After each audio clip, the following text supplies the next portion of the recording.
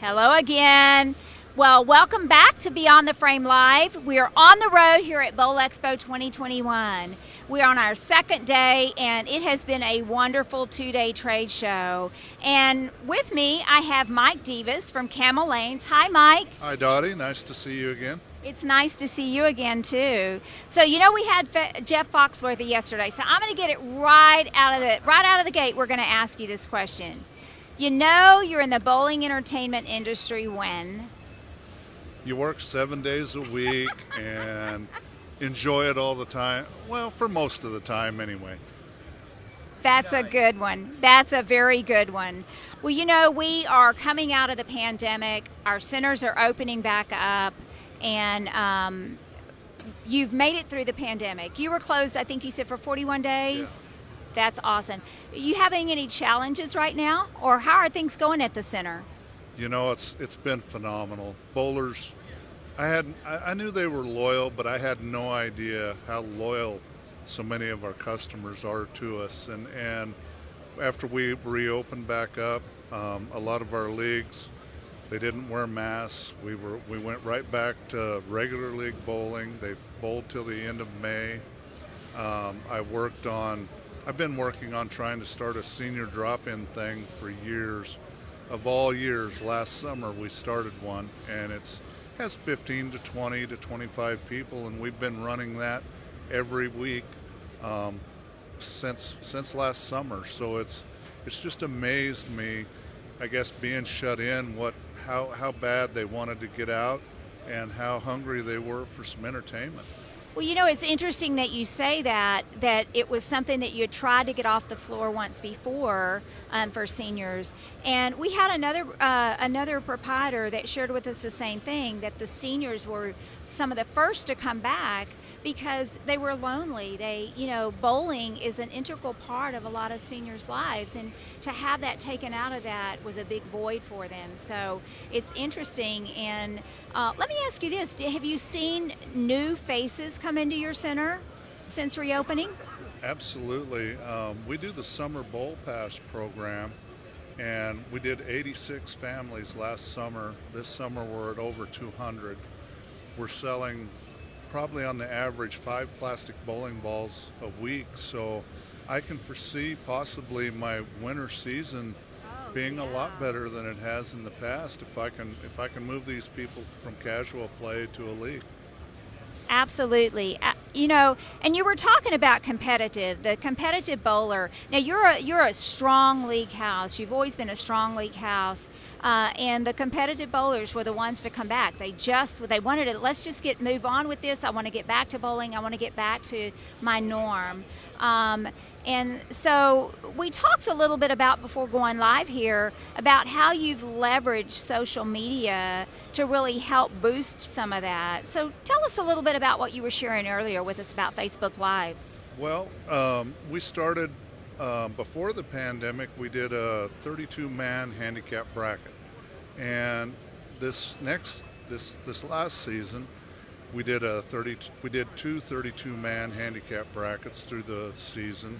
We did a scratch 16-man bracket. We would charge $80 for the scratch one, $75 for the handicap one, I believe. We got a women's 160 and under handicap bracket going, and we also did a kids. We did a 16-person bracket where we paid it out in scholarship, and we Facebook Live probably 90 to 95% of the matches, and the hits we got on that were absolutely amazing. Some were over 300, some reached 500 to 1,000. Some of the matches, we would have people all over the state. We had some people from out of state watching them, and especially the kids, the grandparents and family members, they would text their friends or family and say, hey, I'm going to be on Facebook Live, and next thing you know, grandma's watching in another state or something. And it's been a very great tool. A lot of the trade show convention people, that was one of the things. Be on Facebook, get something out there, give them something to watch. Well, we gave them plenty to watch, and believe me, they didn't get tired of it.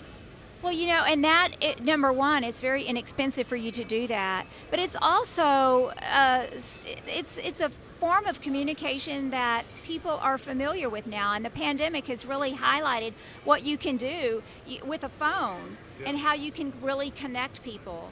The only way we could connect was virtually. And so, that's something that I hope has come as a result of the pandemic, but I hope that it continues to see the value of being able to go live and to communicate to your customers and take that experience and let people, like you said, especially with children, it's so valuable for them to feel the presence of their grandparents through Facebook Live. That's so amazing. So, but you also got people that actually were drawn in because they were watching. Is that right? Absolutely. And sometimes you can talk to people and not get your message across. I feel like they're saying bowling is fun. This is something, especially the handicap brackets. I don't have to be a 220 average bowler to compete, to have fun, to play the game, and that's what so many people want to do. Is they want to be competitive, but they don't want to be. A lot of them can't achieve that 220 average to do that, and we showed them that there's an avenue for them to play. Absolutely. Well, I want to ask you something. Is there anything on your 2021 bucket list that you still want to do? Sounds like you've done a lot already, but I'm just checking. Well, I got a daughter that's getting married in July, so that's my next project, get her married off. Well, congratulations. Well, let me tell you, if you thought going through the pandemic and reopening your center was a challenge, just wait, Daddy. Well, I'm on my second one out of 3, so I'm whittling them down. Wow, that's fantastic. Well, Mike, you have really been very helpful, and I encourage our viewers, take it from Mike, one of our past proprietors of the year here at BPAA, and now you can see why. He's willing to try things, he's willing to do things, and sometimes you just have to get a little bit out of your comfort zone and you might be surprised what happens. So thank you so much for joining us. It's always a pleasure to see you, and we appreciate you sitting down with us today and talking about Camelanes.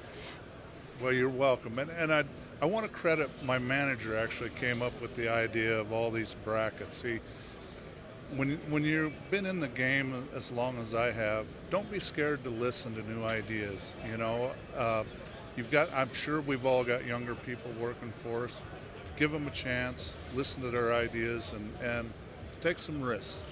And Mike, the interesting thing about that is when you do listen to their ideas and you do execute some of those ideas and they're successful, you can see them swell with pride knowing that you had enough confidence in them to allow them to try this, and especially when it's successful. And that's really how you start to nurture those employees that are loyal to you, and then they want to help you be successful. They feel like they have something in it. So I commend you for that, and that's something that's very important to create that culture in your center. Well, thanks again for joining us today. Viewers, we have had so much fun here at Beyond the Frame Live, and we hope that you have had half as much fun as Jay and I've had. So until next time, I'm Dottie San Martin, and my colleague Jay Nephew is on the other side of the camera here. And thanks for joining us here at Bowl Expo 2021.